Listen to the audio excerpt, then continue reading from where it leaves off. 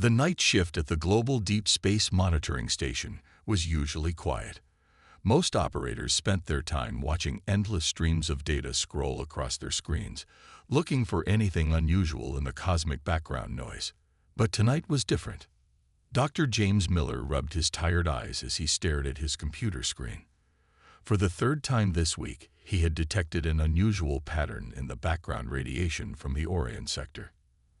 At first, he thought it was just random space noise, but there was something about it that didn't feel right.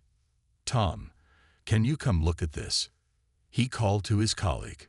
Tom Walker, a veteran signal analyst, walked over and leaned in to examine the screen. "See these spikes?" James pointed to a series of regular fluctuations in the data. "They're too ordered to be natural. And look at the frequency. It's exactly what we predicted alien communications might use." Tom's eyes widened as he studied the pattern. "Run it through the new quantum decoder," he suggested, his voice barely above a whisper. James nodded and began typing commands into his terminal. The quantum decoder was humanity's best-kept secret, a breakthrough in signal processing that could crack any known form of encryption. The public thought Earth was still struggling with basic space communication. In reality, they were years ahead of where they appeared to be. The decoder began its work, transforming the seemingly random noise into clear data packets.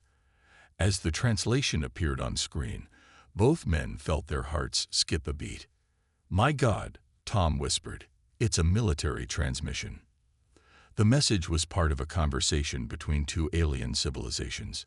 They were discussing Earth, but not as equals. They were talking about humanity like farmers discussing livestock. "The Sol system contains a Class 3 civilization." The translation read, "Preliminary scans suggest minimal space defense capabilities. Recommend harvesting within the next 5 solar cycles before they advance further." James felt a chill run down his spine. This wasn't the first contact humanity had hoped for. This was predators discussing their prey. But these aliens had made a crucial mistake. They assumed humans couldn't intercept their communications.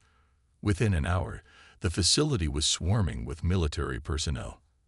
Admiral Kate Thompson arrived personally to assess the situation. She stood behind James as he played back the decoded transmissions. "How many different alien species are involved in these communications?" she asked, her face betraying no emotion. James pulled up a chart. "We've identified at least 7 distinct communication patterns, suggesting 7 different civilizations. They're part of something called the Stellar Concordat. From what we can decode, they systematically identify and harvest resources from developing worlds." "And they think we're next," Tom added. Admiral Thompson's lips curved into a slight smile. "Well, gentlemen, it seems we've been given a gift.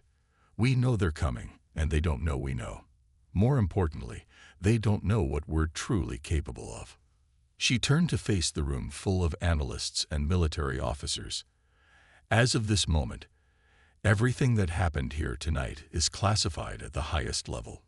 Continue monitoring these transmissions, but do not, I repeat, do not, attempt to send any signals back.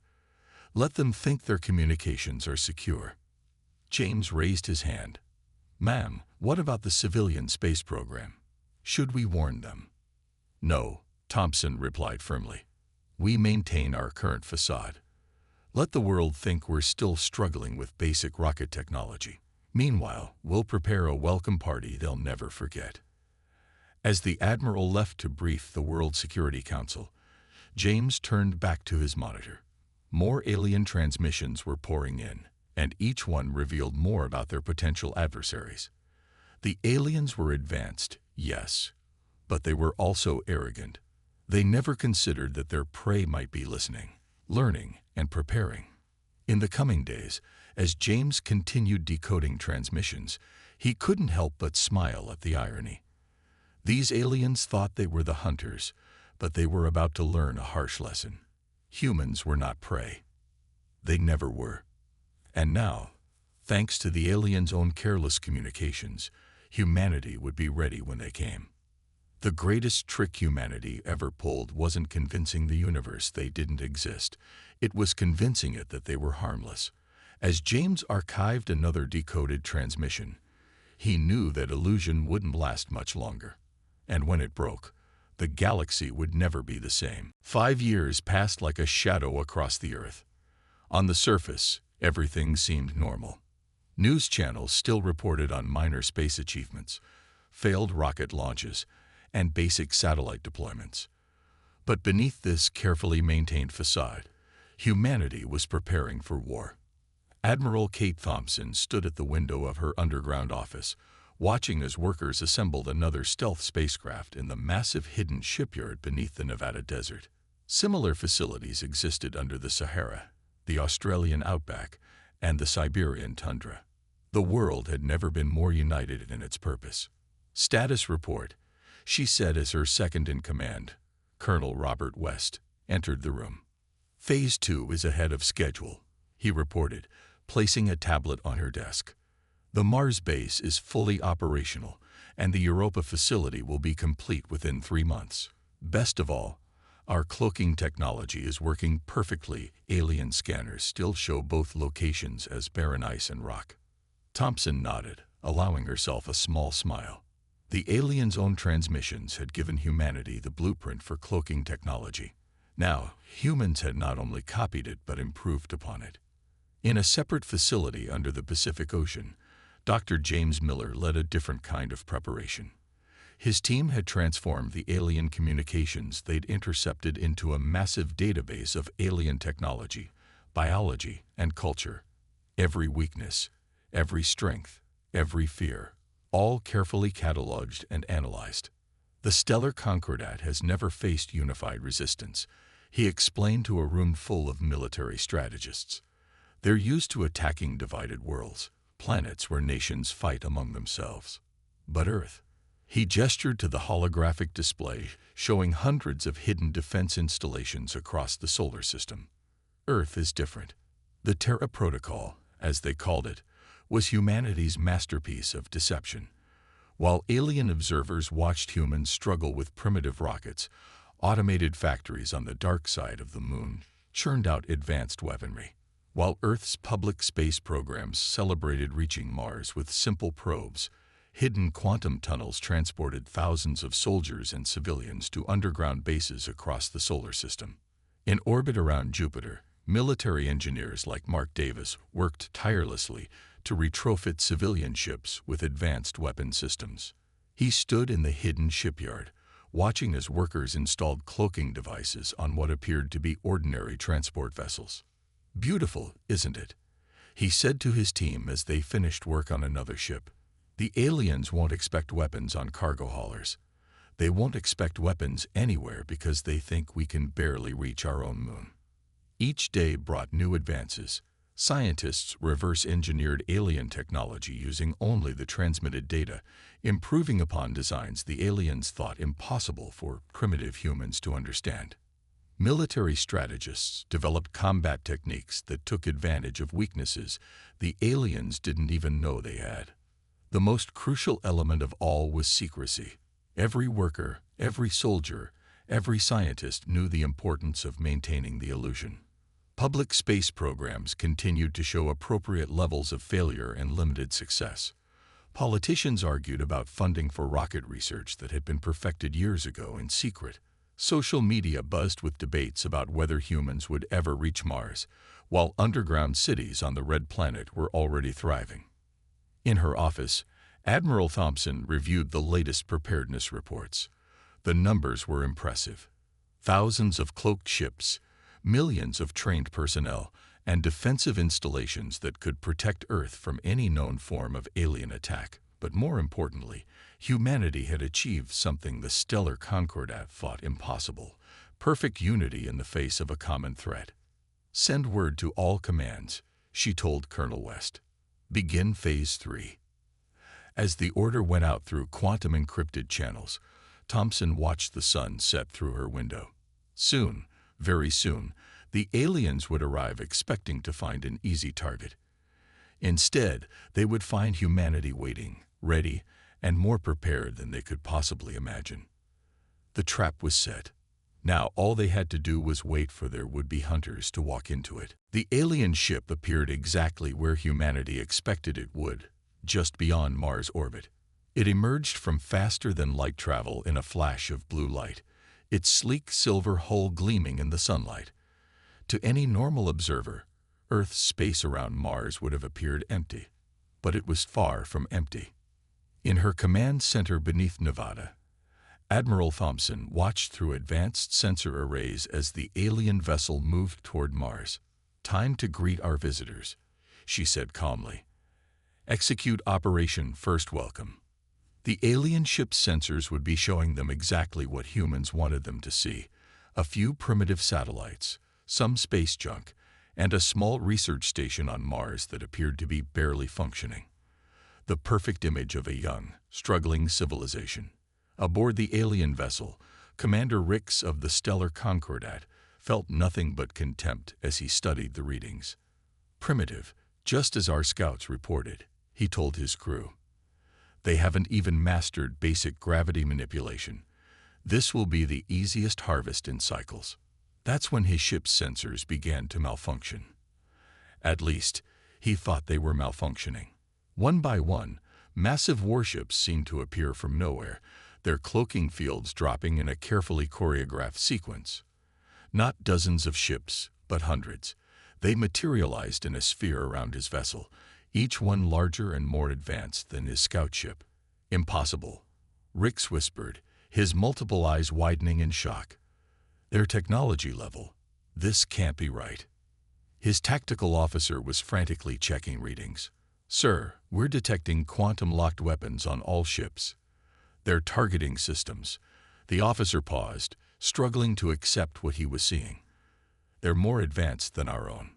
Before Rix could respond, a transmission cut through their communications system. The universal translator activated automatically, and a human voice filled their bridge. "Stellar Concordat Scout Vessel 573. Admiral Thompson's voice was calm but carried an edge of steel. "This is Admiral Kate Thompson of the Earth Defense Fleet.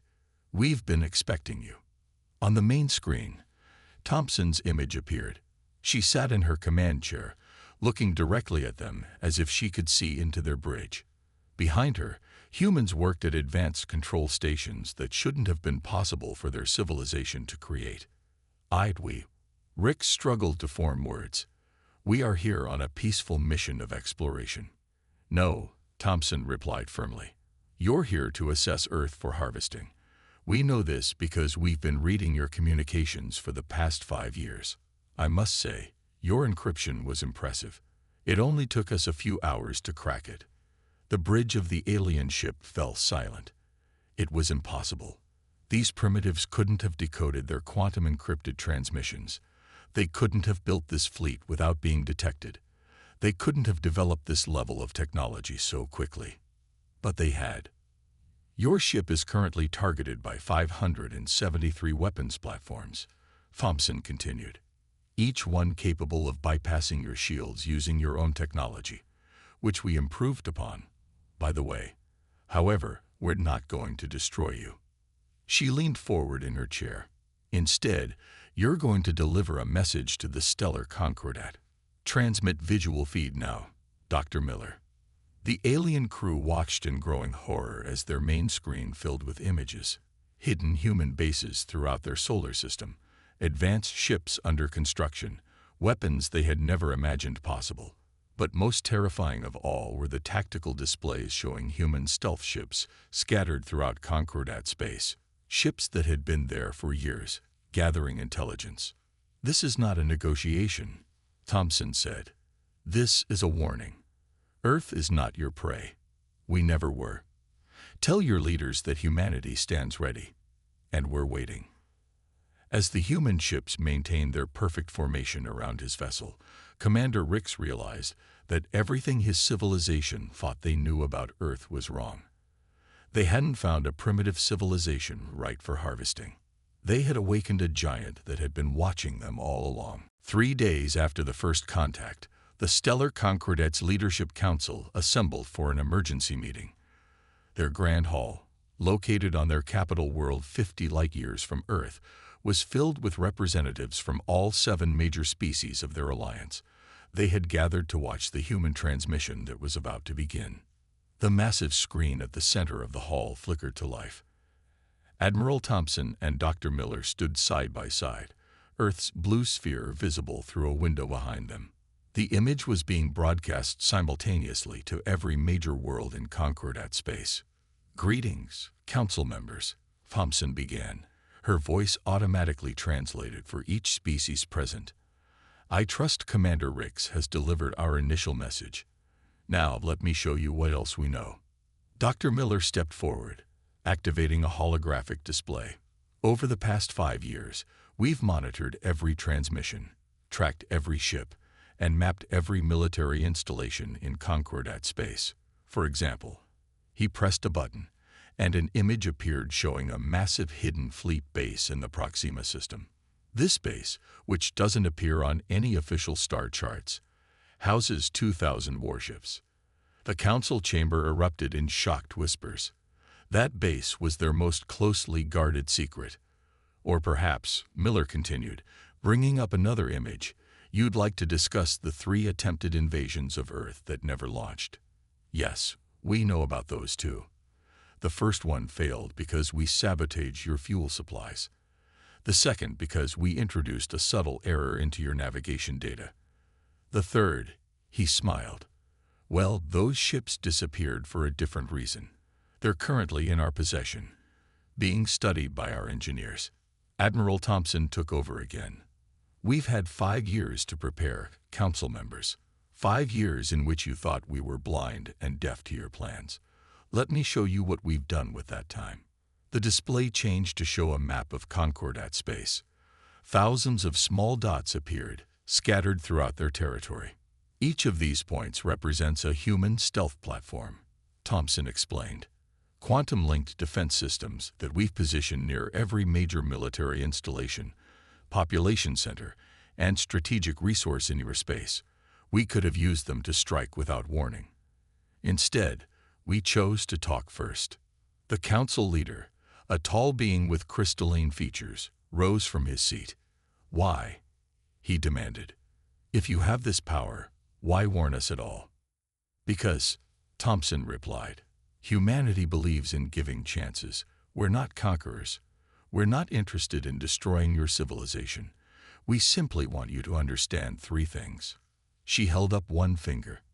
"First, Earth and its solar system are permanently off-limits to any harvesting operations. A second finger. Second, your practice of harvesting developing civilizations ends today. We'll be watching. A third finger. And third, we're willing to establish peaceful relations with the Concordat. As equals, not as predator and prey." Dr. Miller stepped forward again. "To demonstrate our sincerity and our capabilities, we've prepared a small demonstration. In exactly 1 minute, every military vessel in Concordat space will lose power for precisely 10 seconds. Don't worry, life support systems will remain functional." The council watched in horror as the countdown appeared on their screen. When it reached 0, reports flooded in from across their territory. Every ship, exactly as promised, went dark simultaneously. When power returned 10 seconds later, there was complete silence in the council chamber. "That was just one of our capabilities," Thompson said into the silence. "We have many others. The choice now lies with you. Will the stellar Concordat accept Earth as an equal partner in a peaceful galaxy, or?" She let the question hang in the air. The council leader slowly sat back down. For the first time in the Concordat's history, they faced a civilization that had completely outmaneuvered them. A species that could have destroyed them but chose to warn them instead.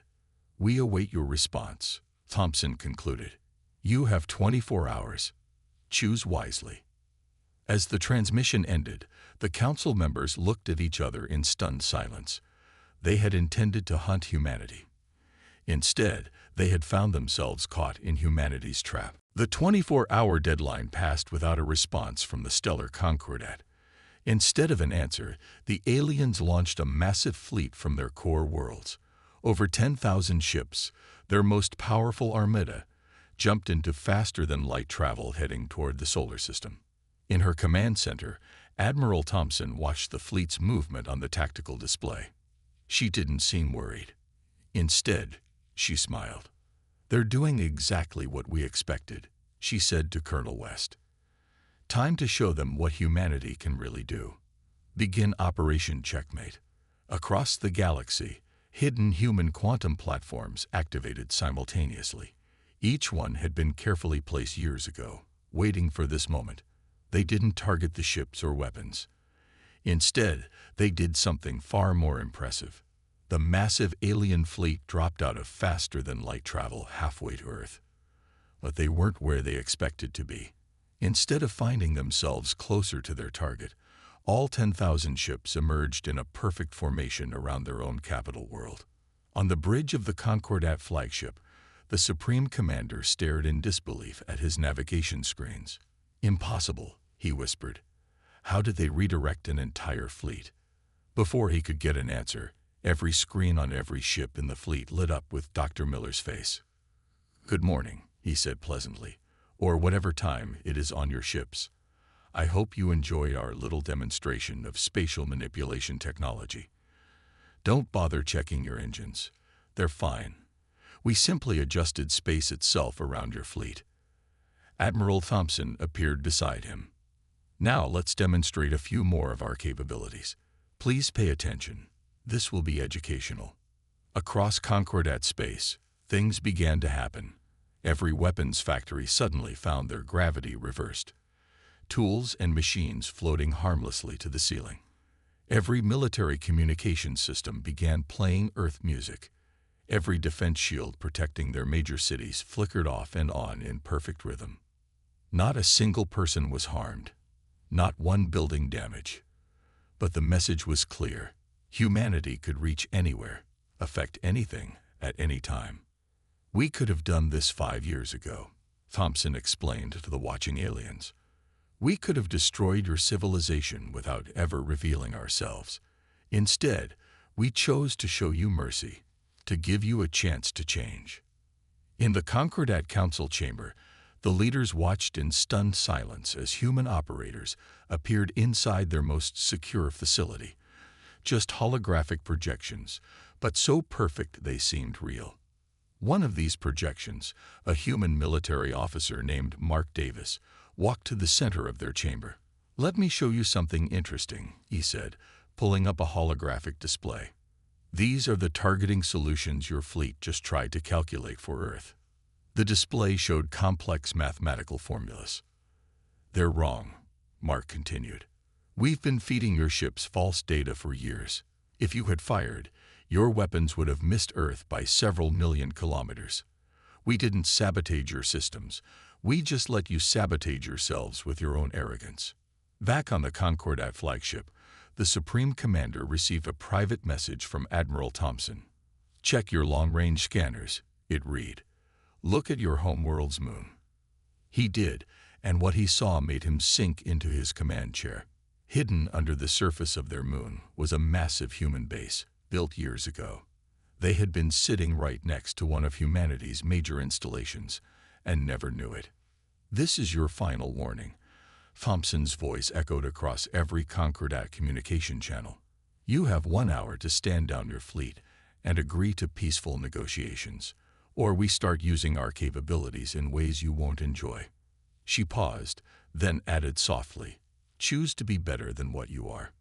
Choose peace." The Concordat leaders looked at each other. Their mighty fleet had been teleported like toys. Their weapons were useless. Their secrets were exposed. And through it all, humanity had not taken a single life. They had only one real choice left to make. In the end, the stellar Concordat chose peace. With their fleet powerless and their defenses exposed, they had little choice. But it was what happened next that truly shocked them.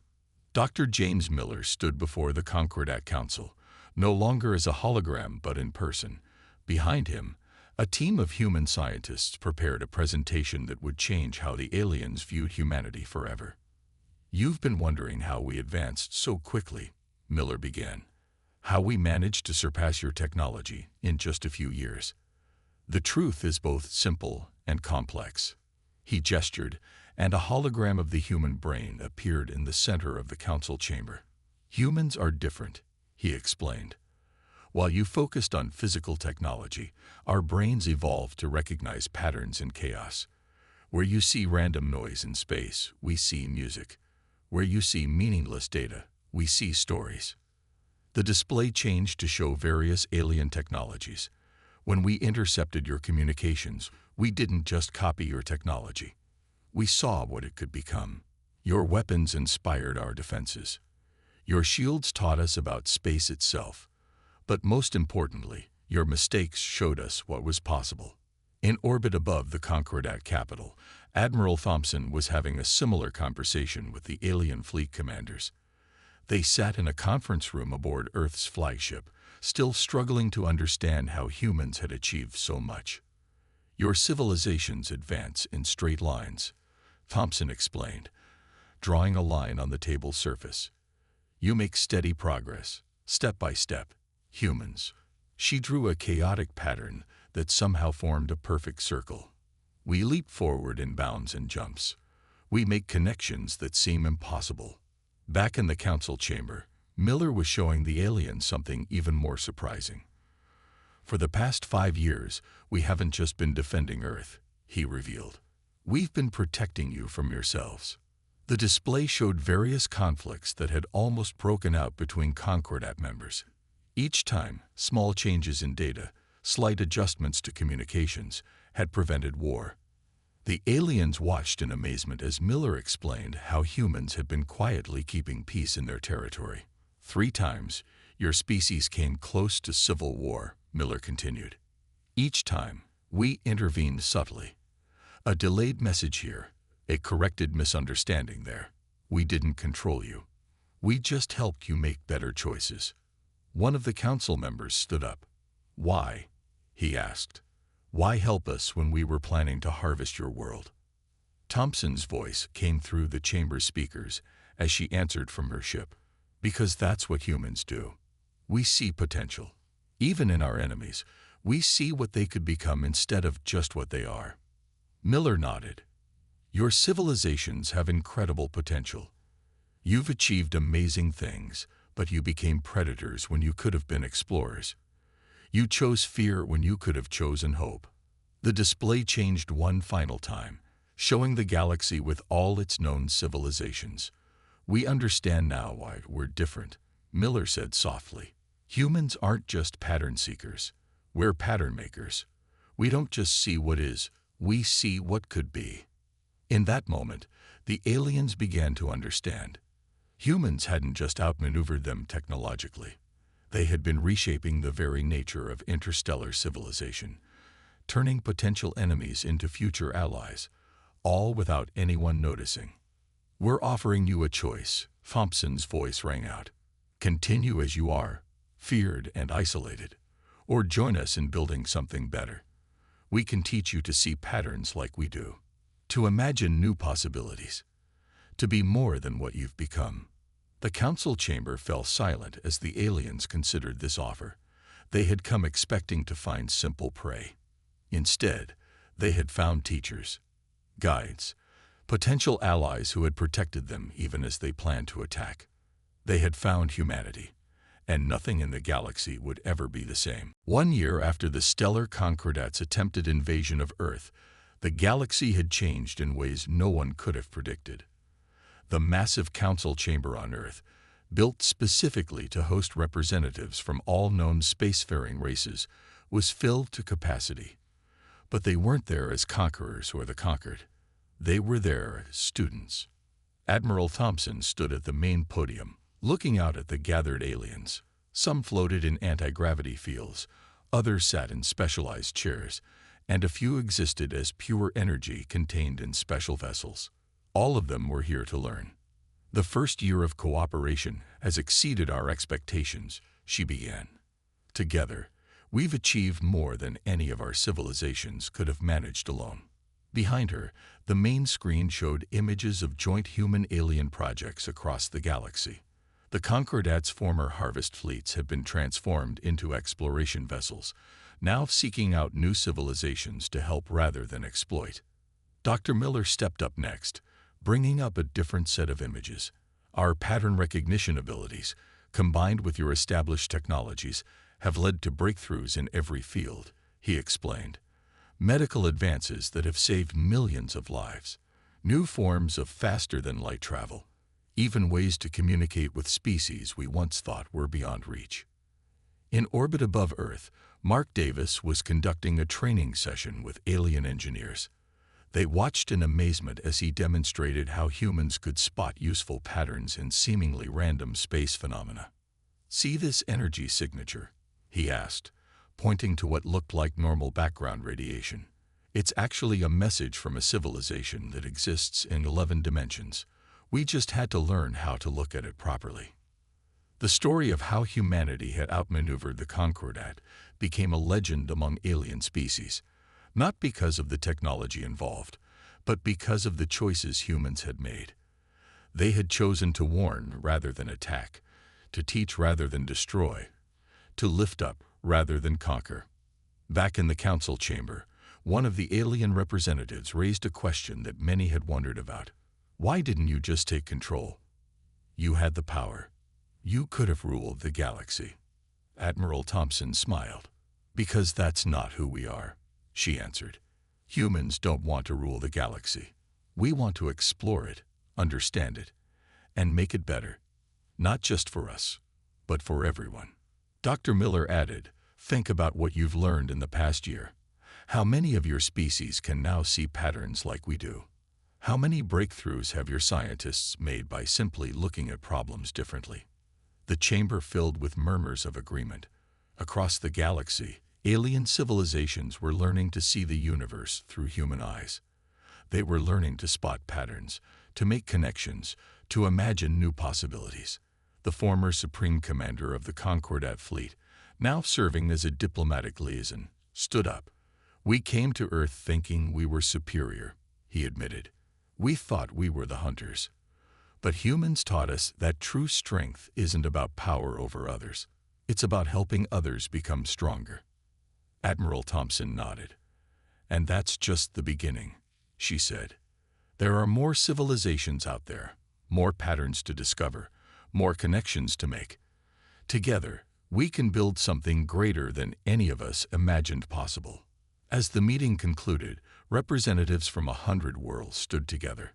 Former enemies now worked side by side, learning from each other, growing together. The harvest fleets were gone, replaced by joint exploration missions.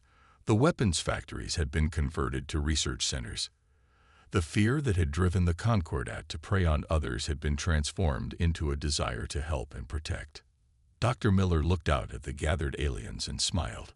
"This," he said quietly, "is what humanity was waiting for all along.